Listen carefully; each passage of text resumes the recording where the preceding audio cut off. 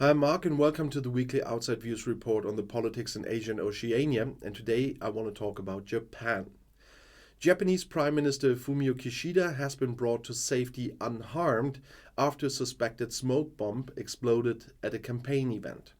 Police arrested a 24-year-old Japanese man at the scene of a fishing port in the western city of Wakayama, as local media reported. There, Kishida wanted to give a speech in support of a candidate from his Liberal Democratic Party, the LDP, in local elections. In July last year, Kishida's predecessor, Shinzo Abe, was shot dead on the street during a campaign speech in the old imperial city of Nara. The assassination attempt on the Prime Minister triggered quite global outrage. The suspected smoke bomb was thrown out of a crowd of several hundred people on Saturday, as Japanese media reported. A loud explosion could be heard on TV recordings. Screaming people tried to run away. White smoke was in the air. Eyewitnesses said the explosion happened seconds after the suspect had been wrestled to the ground. No one was injured, they say, though. Kishida was immediately taken to safety in a car and later continued his campaign tour elsewhere. The motive of the perpetrator was initially unknown. Japan, which is considered one of the safest countries in the world and has extremely strict gun laws, has heightened security measures. Because this Sunday, the foreign ministers of the group of G7 countries were traveling to a meeting in Nagano Prefecture. Kishida himself hosted the G7 summit in his hometown of Hiroshima.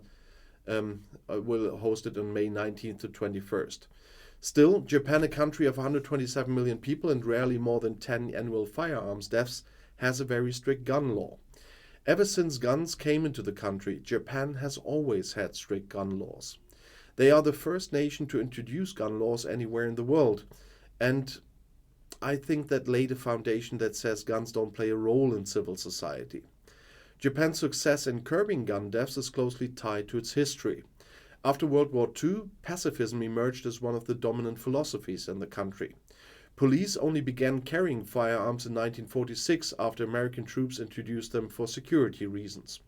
Since 1958, Japanese law has stated that no one shall possess a firearm or a sword. The government has since relaxed the law. If the Japanese want to own a gun, they must meet several criteria, though. They must attend a full day course, pass a written test, and achieve at least 95% marksmanship on a shooting range test. Then they have to pass an examination of their mental health in a hospital. There is also a background check where the government goes through their criminal records and interviews friends and relatives. Japanese are only allowed to buy shotguns and air guns, no handguns. They must also repeat the course and the first exam every 3 years. Japan has also embraced the notion that fewer guns in circulation will result in fewer deaths. In each prefecture, the size ranges from 500,000 to 12 million inhabitants. In Tokyo, a maximum of 3 gun shops can be operated. New magazines can only be acquired by exchanging empty magazines, and when gun owners die, their loved ones must surrender the deceased's firearms. The result is that citizens and the police rarely carry or use guns. Field officers are not allowed to carry firearms, and most encounters with suspects involve the use of a combination of martial arts and handguns. When Japanese attacks end fatally, they are usually fatal stab wounds. In July 2016, an attacker killed 19 people at an assisted living facility. In Japan, there are rarely so many gun deaths in a single year. But even Japan is not immune to gun violence. As I mentioned earlier, the assassination of the country's former Prime Minister Shinzo Abe in 2022 shocked the nation. Abe was shot dead by a suspect who was carrying what appeared to be a homemade gun. It consisted of metal tubes attached to wood with black tape. Videos from the moments before Abe was shot show the suspect standing close behind him with barely visible security guards surrounding him.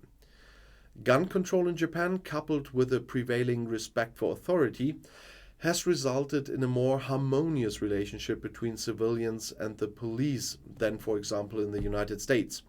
It's a bit of a chicken and egg problem. When police choose to use non-lethal force against people, they arouse less fear among the public that they'll be shot. In the US, on the other hand, police are more militarized, using automatic weapons and armored vehicles. Trust between people is also less widespread. The Japanese approach would be difficult to propagate given American gun culture, for example. We have a strict gun law here in Germany, but not as strict as in Japan. But police without guns is something that I can't imagine here, at least at the moment, because of the rising violence against authorities here in Germany. And I'll see you in my next video. I'll be back.